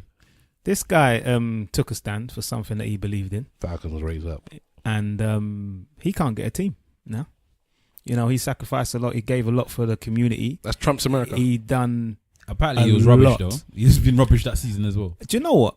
I have to admit, I don't know enough about American football to actually comment on whether he was good or not. But he was good. A few seasons earlier, he got to the Super Bowl final. Okay. Yeah, he had led his team, but he was a rookie. I think it was his second season, so he was a rookie-ish quarterback. Led his team to the Super Bowl final. I think they lost. Can you compare him to like a football player? Well, who was good, like really good, and they started off and then they fell off. He fell off. Torres. No, Torres, nah. Okay, we can say Torres. Forget what happened after. Was it Chelsea that he fell off? Yeah. All right, so let's say Torres at Liverpool, and then his third season was Torres at Chelsea. Okay. And then that happened. So basically, he got benched. So he came in as a rookie, as a quarterback in the NFL. You come in and you don't just jump straight to the top. There's always somebody there in it. You kind of work your way up.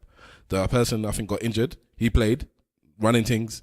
So they'll play you. They'll give you a couple of chances. Usually, when the big man gets better, you come back and you play again. But he was doing so well that they just told the big man, "Nah, you know, you have to sit this one out. This dude's playing so well." And then he took him all the way to the Super Bowl. Then the next season, Torres at Chelsea. It's like, who are you? You're not the same person anymore. So he flopped, and then he continued to flop, and then he went back to being on the bench. Is it normal for someone like him, seeing as you know NFL quite well, to not quite well? I don't want to claim that. Just okay. For those that do know NFL quite well, the audience that are listening, please do message us, email us on. Go on. Yeah, ask a question though. No, hopefully I can answer it. At gmail.com. Oh, correct. I don't know. Yeah, and let us know what you think of how the skill level of Colin Kaepernick. But all right, the situation is though that he was in a situation where he was not a first team player anymore. But is it normal for him not to get a contract now? No, he's good enough to play or to be on the bench for a team. Right. Yeah. The thing is, there's two aspects of that. One is that it's not just about the team and how good you are anymore. It's about what you bring with the team. And if you're bringing, so like a Suarez, for instance, you might say Suarez is so good that I'm willing to accept the negativity that comes with him And the biting. Yeah. Whereas And the racism. yeah, but if you're not good enough, then I'm not overlooking the negativity, the biting, and the racism. It's like you aren't good enough for me to ignore that stuff. So that is the situation Colin Kaepernick is in now. He's a good enough player to be on the bench if you shut your mouth and stay on the bench. Yeah, because at some point you might get back to those high heights again. Maybe. So I'll take that risk on you. And then the second thing is he was asking, or he wanted money that they thought, the position you're in now, you don't deserve that money anymore. When you were at the top, yes, you even deserved more. But you've fallen off, so you don't deserve that anymore. So those were the two things. But the consensus is that he's good enough to play for a team to be on the bench. He's actually said that he's not going to kneel this season anyway.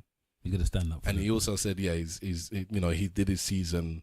Well, for people that don't even know about Colin Kaepernick and what he did, he started kneeling at the start of the last season of the NFL. They're in the preseason now. They're in the middle of the seasons now. And what he did was he kneeled during the national anthem, which, if you know anything about American culture, is like it's like you went and shot the president.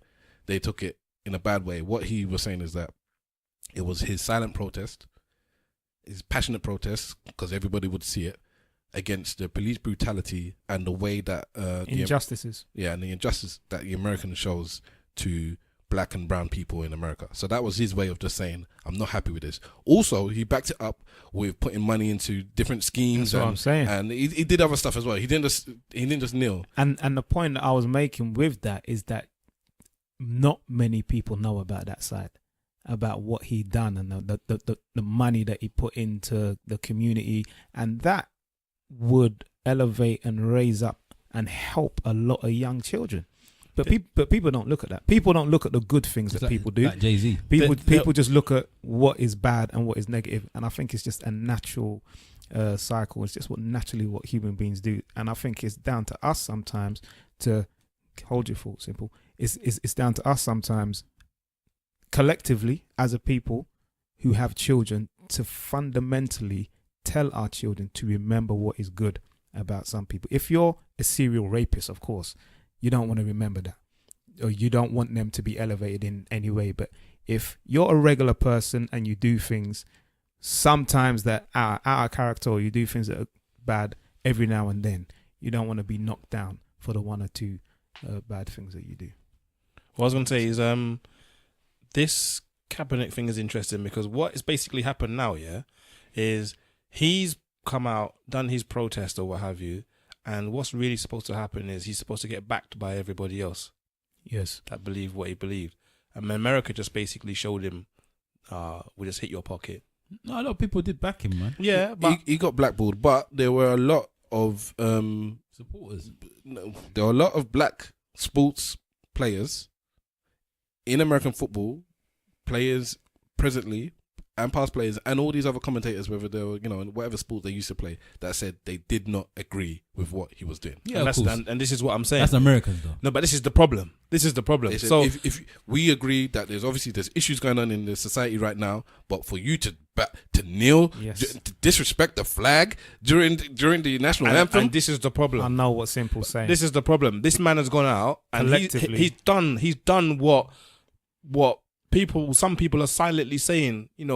This we need something. He's gone out and done it, and all that needed to happen was people to stand by him. But people did stand by him. but not enough. But A lot of people stood by him. A lot of people. No, what I'm and saying I'm talking about a lot of the people in the media, a lot of people in the public, No, a no, lot no. of people in the game did stand by him. No, Again, what hang you're on. doing is taking the minority that was saying that he was doing wrong and now making that the benchmark. Wait, The same hang thing on, you were hang saying on, before. hang The on. minority, Hang on, I hang have on. to disagree. The minority are not saying that you don't. Hang on, hang on, It's hang the on. majority, bro. Wait. 100%. Hang on. Can someone answer the question for me?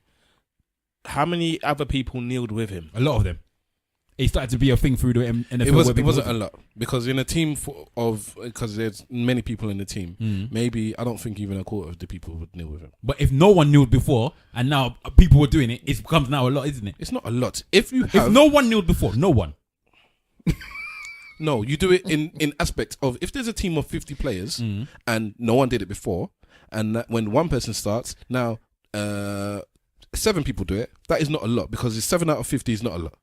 It's a lot in the capacity of what was going on. if no one never does it before. What I'm saying to you is this: if it was a lot of people, then there would be some retroactive action that would be happening, not him getting blackballed to the point where the next season he can't even afford to do it anymore. I hear what Simple's saying, because individually you could be strong, but collectively as a fist, and it has to be consistent. But why does it have to be the people in these teams? I said there was a lot of the people in society was doing it. There was teams in college teams that everyone was doing on their kneel. Was there not? Yeah, was but there again, all college teams doing it? Again, here's the point. The point is he's in the NFL. Yeah. Now there's certain things that are happening in the class of the NFL.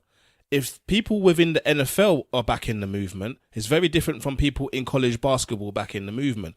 Yes, they're giving solidarity in principle, but the problem we have here is the NFL has basically said, oh, you want to kneel? Kneel then.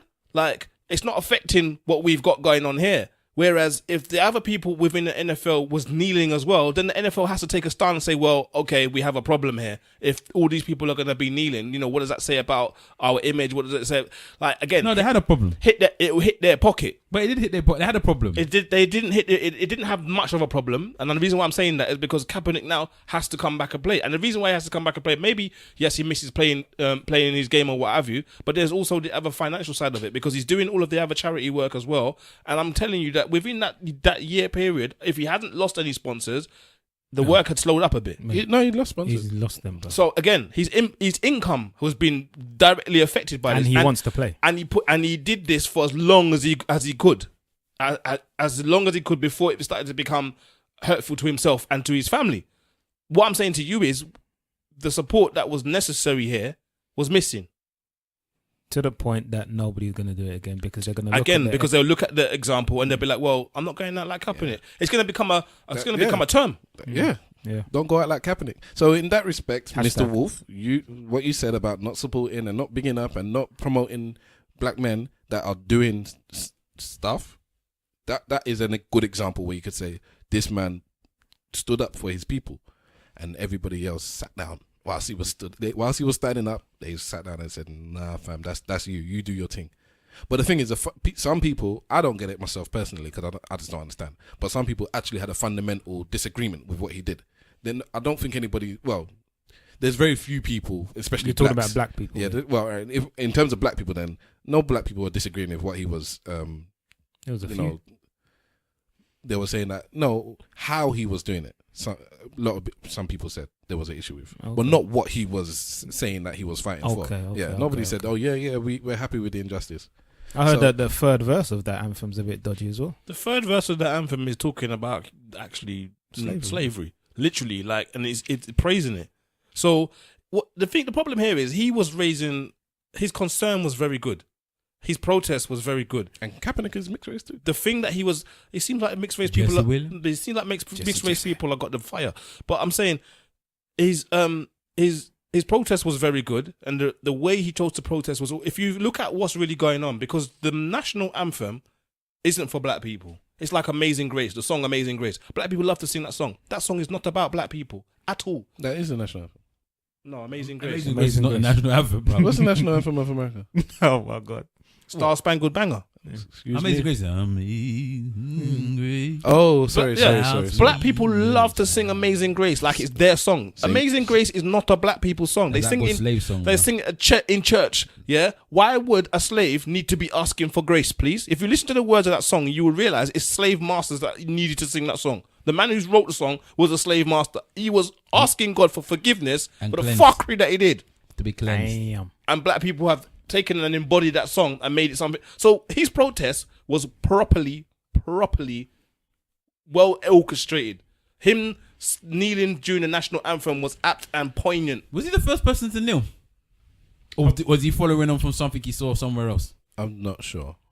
I didn't study it that much. Mr. Wolf, as a football man, speak on the situation where there's a footballer, I think he's in Italy, a black footballer. Montari. Sully Montari. Yeah, so let's move on to this then. It's a similar subject. Okay. Talk Sully Montari is a Ghanaian international football player. I think he's recently retired. He must be ex-Ghanaian. Yeah, but we know that the Africans can play until they're like 55 anyway and pretend that they're 24. But he played in a World Cup for Ghana, 2 World Cups. He played in England for Sunderland. Relegated Sunderland. He played for Inter Milan. He's I wouldn't say he's a journeyman, but he is an experienced football player in Italy, and he's been there for a long time. And he was subject to racial abuse, which is nothing new in Italy. But it got to the point where he couldn't take it anymore. And in his protest, he got a yellow card. And that pissed everybody off. You know, that was the second yellow for him, and he got sent off after that. No, he didn't get sent off. No, he didn't get sent off. He walked off. He decided, F this, because of the yellow card, I'm going. What did he do before the yellow card? What was his protest? He was animation. He was using a lot of animation. Obviously, he was trying to speak to the crowd to tell them to stop their foolishness. You know, and the referee thought that he was disrupting the game whilst he was arguing with the referee about what was going on. Therefore, he got the yellow card, and that pissed him off, and he walked off. Okay, so racial abuse from the crowd. He's there looking at the crowd like waving his hands. What are you doing? Come on, blah, blah, blah. The referee comes up to him and says, listen, let's get the game started. Stop all this foolery. He's there talking to the referee. Don't you hear what's happening? These people are screaming this abuse at me. And the referee's like, well, I can't do nothing about the fans. Let's start the game. He carries on going. He says, listen, yellow card, because we need to start the game. Yeah. And he's like, forget this, I'm going. There's a CNN video they have a little interview with him, and if you look at his face, and you know, it got me, you know, all kind of overly upset. I don't know if you saw it. Would you cry? I wasn't crying, but you could see the pain and the hurt that was coming through his face. And we have all been subject to racial abuse at some point. And it's not something that anybody should have to deal with at all. It's quite similar to the point is, hello. It's quite similar to the Russian guy that got racially abused to the point where he was crying. Remember that one that came off the pitch? Actually had to take him off the pitch because he was crying because he was being racially abused that bad. It happened. Yeah, I remember him. It happened to Samuel Eto'o, and I remember Samuel Eto'o walking off and saying, no more in Spanish, walking off. And I liked his stance, especially because I think he was one of the first players to say, you know what, nah, okay, I'm off. Sorry, the reason I brought it up, maybe I'm wrong, but didn't this player said that there should be some sort of protest where blacks should stop playing or something? Yes. So that's the point I was trying to get at, not just the fact that he was racially abused. He said that he would openly be part of the protest, and I agree. I think that there should be maybe 1 game or 2 games or whatever where all black players say, you know what, this is the day that we're going to stand up against racism and not play. What do you guys think about that? No, I'm with that. I think the Italians won't give a shit. I think if the football players do it collectively in certain leagues, I think the amount of black players that are in that Italian league, in certain parts, we're talking about in the top half, top 2, 3 or 4 of the Italian league, of the English league, of the German league, of the French league, I think everybody will give a shit. I think they'll, if it was in the Premiership, if it was in La Liga, if it was in the Bundesliga, I think they'll give a shit. I think in Serie A, I think those racist people would not give a shit. No, it's not about whether they give a shit or not. You have to remember that one of the beautiful things about black players in sport at the moment is we've permeated the things so deeply that if you to remove black players, you're very difficult to fill the squad. Very, very difficult. Not in the Italian league. I don't think, or should I say the top Italian clubs. Look at Juve. Juve hasn't got that many black players. And that's the best club in Italy. Mm. I think that the fact that it would happen anyway, if they were to take that stance, I think it will make a difference. What do you think would happen? What would be the outcome from black players in all the top 2-tier leagues in Europe saying, we are making a stand against this racism. All this stop racism is not enough. We're still getting bananas thrown at us. We're still getting the chance. We're all not playing for the first 2 games of the season or whatever. I think it'll be different reactions in different countries. Yeah. I think let's talk about what they do at the moment and the sanctions that are against these clubs. It's basically it's small petty cash. They're charging them little 10,000 fine or little 20,000 fine. I think that FIFA will actually have to do something properly, like proper stadium bans. Like they've had stadium bans before. They have had stadium bans, but I don't even think that that's enough. I'm talking about points deductions and all kinds of crazy things. That's You the understand? only way that it Because- would affect the actual supporters from stopping them from doing it. Right, exactly. And I think that, to be honest, certain leagues, and Montari's thing is a example of it. If the players said they weren't playing, I think they would just dock their wages. In that league, probably. I mean, let's just use my son as an example. If my son, by the grace of God, my son became a football player and there was an option for him to go to Italy, I would tell him no. I don't know why some players put themselves in a position. You do know why. They can earn a living somewhere else. Why would you go to Russia and go to Italy and go to certain parts of Eastern Europe to get that kind of abuse every single week? Because some of them are going for a passport for one, because they're coming from certain countries where they not have access to Europe, and that gives you access to Europe just by playing there. I'm talking about players that have come out of certain leagues. Let's use Montari as an example. No, but the reason why I'm saying that is because you have a lot of these black players that are playing in these leagues. They are coming from academy clubs, other places, and making their way up, and that's another thing. They need a passport. They want to live in Europe, and this is a way of them doing that. The established players, it's money. It is blatantly money. I'm playing at a top league because, let's say, Italian league is slow, so you can still go to the Italian league when you're quite an old player and still be quite prominent there and make quite a bit of money. You won't be able to play in the Premiership anymore, so he has to go somewhere where he can still be. You can go to China and that type of places now, but before that was happening, you went to Italy, innit? I don't even know if China is a better example because I can just imagine them man just cussing you same way. One time. It's just like the stadium holds 200,000 people now. Do you know what I mean? Have you seen the racism that came from Lavezzi? Is it Lavezzi? Yeah, The guy that went there? the most expensive player in the world. He went to go and do one Chinese eyes Yeah, as a promotional picture for the team. Listen, there's been some adverts from. Is he a black? He's from Argentina. But there's been some adverts in China. I think there was one where a black guy went into a washing machine. They used some kind of detergent, and he came out as a white Chinese guy. And he was clean, people. I couldn't believe it when I saw that. Believe it, boy. Believe it. And these things happen. All right. That brings us to the end of episode 21 of Eloquently Saying Nothing. Let's say our goodbyes, church notes, and be out of here. Okay, Big Wahala at Twitter. That is completely the other way around, isn't it? So at Twitter, at Big Wahala on Twitter. You sound like me. Yeah, I do. And on Instagram as well. Have a nice week. I'll see you next week. Oh, I might not see you next week. I'm out the country, but I'll try and phone myself in. Boom. Cool. It's Yemi Online on Twitter. Yes. And Yemi's Insta on Instagram, baby. Catch me on there. And I'm trying to be more frequent on Twitter. And I'm doing my thing on Instagram. Facebook via the Mandem. And via ESN. Simple Simon at Simple Simon FB on Twitter. And that's really about it. Have a good week, people. And I say boo doo doo doo doo. Da-da. All right. Stavros would like to thank all of you that actually download, stream, share, support this podcast. Thank you very much. We appreciate it. And, actually, let me actually read out a couple of reviews just before we go. Yeah, man. Because Go ahead and do that. I've said I was going to do it and I haven't done. So this is on iTunes. If you go to iTunes, you can review us. We are other places as well. Stitcher. And, yes. Yeah, keep going. TuneIn Radio. Yes. TuneIn, Stitcher, Google Play for the people them in the US. SoundCloud as always. Where else are we? Wherever you're at. YouTube. iTunes. YouTube. Yeah. I'm going to read them all because we've got 5 here. All right. Social topics and banter rolled into one. All right. Great show. That held my attention and had me laughing throughout. Great dynamic between the hosts, which brings variety and banter. Looking forward to the next episode. That was from Sim City. Go on, Sim. 5 stars. Thank you very much. Thank you very much.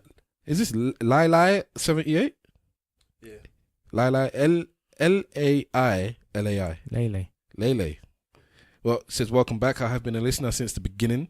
That was 2010, by the way. I really missed it during its hiatus. I'm enjoying the variety. That's another word. I can't say the word, and both of them have said it. Variety. Thank you. It's in BU. What Okay. kind of education is this? It's the education. This is the conservative education. So I'm enjoying the variety of topics and appreciate the different views on everything. Keep it up and try not to disappear again. Lele, big up yourself. Yes. One time. So thank you. That's 5 stars again. So Miss Beswick, 5 stars. Welcome back. That's the title. These guys are the truth. That was it. Miss Beswick, big up yourself. One time. Miss DF. It was worth the wait. All right. Season 1 was good, but season 2 is bigger and better. The honest opinions, in-depth conversations, rapport, jokes, and occasional musical Tourette's are great. Long may it all continue, but the sooner you stop denying the excellence that is Ghana and her people, the better for you all. 5 stars. Shout out the Etisane and Minchin crew. I want both roads. I'm going to talk about that in a minute because I saw something that can help every Nigerian, and I want to talk about that. Okay. All right. So last one. Fantastic podcast. Don't ever go on another. It cut off. This doesn't actually tell me what the rest of it says, but so that's the title. 5 stars. The ESN podcast is my favorite lifestyle podcast to listen to. Engaging, relevant, hilarious content which I relate to. I look forward to new episodes being uploaded every week. All members of ESN podcasts are brilliant in their own right. I can't recommend subscribing to this podcast enough. Oh, and the production is slick, which I love. So big up yourself, Wala. Consistently good. Make this a regular listen, people. You won't be disappointed. And that was from R.Iggy. Go on, Iggy. Big man. IGE. So that's. I'm assuming that it's it's a man. It might be a woman. I think it's a woman. I think so, man. Shall Okay. we let us know on email? So I would like you all to actually add your own thing. A nice little 5-star review would help us move up the ranks in iTunes, and that would get us open out there Yes. as well. So go on, Mr. Wahala, what do you want to say? Okay, so today somebody posted something online on Facebook that I think every Nigerian needs to understand and take a note of. There was something called a jollof rice on wheels, where they deliver jollof rice to you via a car. It looked like an ambulance. So for any Nigerians that are going in wedding or party or anywhere that needs rescuing and possibly an ambulance, go to Jollof Rice on Wheels. Crazy dude. All right, catch ESN collectively on social media at ESN Podcast. That's on Twitter and Instagram. On Facebook, it's facebook.com/ESN Podcast with an S. Or you can just search ESN Podcast on the search bar in Facebook there. You can email us any questions or requests at esnpodcast@gmail.com. And like I said, rate and review us on all, however you get us, please rate and review us and bring us up the ranks. Thank you very much. I am Stavros Boss, at Stavros Boss everywhere. Thank you very much, and we are out. Large up, web, slimmer. Yes. And remember, if you ain't saying nothing, say it well. Slag for life. Do. I don't even know if I could do that line. I don't think I could do it. Anyone can do the line. The line is I can't entertaining. do it well. Anyone can do it. I do it well, damn it. Why does he always sing the tune? Because it's cutting it off. Cutting it off. The podcast bangs. The podcast bangs. So you're happy with that, right? It was a good podcast, you know. I thought that was kind of like, have you noticed that a lot of celebrities now are starting to use this giving back to the community? Nicki Minaj, yeah. We should just talk about that one. Nicki Minaj, Nicki Minaj started paying for people's college tuition fee. Did you actually read the Nicki Minaj tweets though? Yeah, I read the tweets.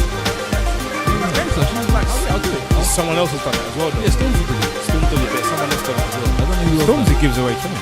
He just drives around. No, but this lady, Yeah, that's free. this person came with a crowdfunding thing because she wanted to go to Harvard. London, she wanted to go to Harvard, and then she did like a GoFundMe thing because I think she gave her a part scholarship.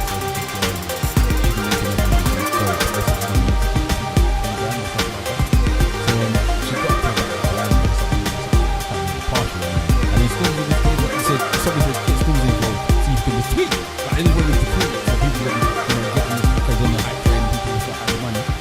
Somebody tweeted it, as we were like, we put $9,000 and we put it over the top. And then You know what? We need to talk about this next week. and you know what? You know what came after that? She sent a tweet back to him, which I thought was really, really sweet. Thank you. I'll take you out for a Nando's. And he was like, yeah, come on then, we'll do it. So then